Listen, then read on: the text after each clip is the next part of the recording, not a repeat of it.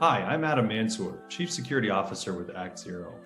When you're putting together your cybersecurity strategy, there are always trade-offs. Sometimes they can seem impossible, but today I want to explain how, with forethought, planning, and careful management, you can turn those impossible trade-offs into intentional choices.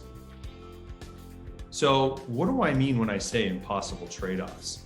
Well, consider one common tactic, taking a quarter by quarter or vector by vector approach to security.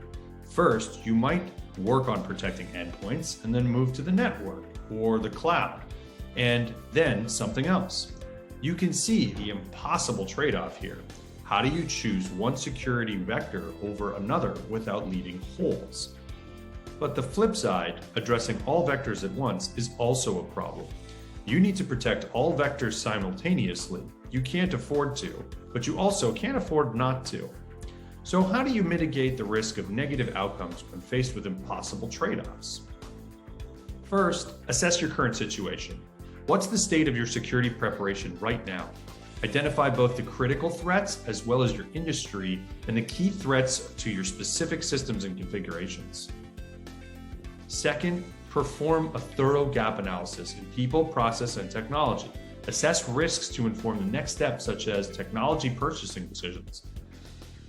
And third, be intentional about your trade-offs. This gives you far better control over them. This includes allowing room in your budget for contingencies.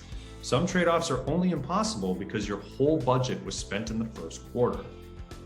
Once you've done these assessments, there are three main approaches you can use to monitor for threats, gather threat intelligence, and identify and remediate vulnerabilities and harden systems from cyber attack.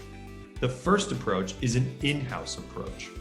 This is the DIY solution where you and your staff look at everything.